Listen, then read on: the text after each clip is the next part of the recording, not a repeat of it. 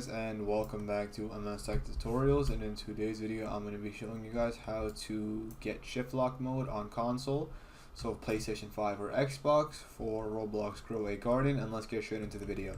So now, one thing that you guys will need is that you will need to have access to a keyboard. And the reason is because what you want to do is you want to go ahead and connect your keyboard to your console. So once you go ahead and connect your keyboard to your PlayStation 5 or your Xbox, and you're able to move in the game, everything's working fine, what you want to do is you want to first go ahead and make your way over to settings and make sure that the shift lock switch has been turned on. Once that has been turned on, you want to go ahead and press the left shift lock button on your keyboard. Once you go ahead and press the keyboard button on the keyboard and you see the shift lock mode get activated, what you want to do is you want to basically just pick up your controller and you want to just start using your controller. And now that will allow you to use shift lock mode with keyboard, and if you want to go ahead and turn it off, you will have to turn it off with the keyboard.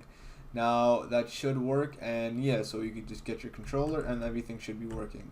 So that is it for the video. Thank you guys for watching. That is how to get shift lock mode on PlayStation 5 or Xbox for Grow a Garden. And yeah, so thank you guys for watching. Make sure to give the video a thumbs up, subscribe to the channel, and have a great day.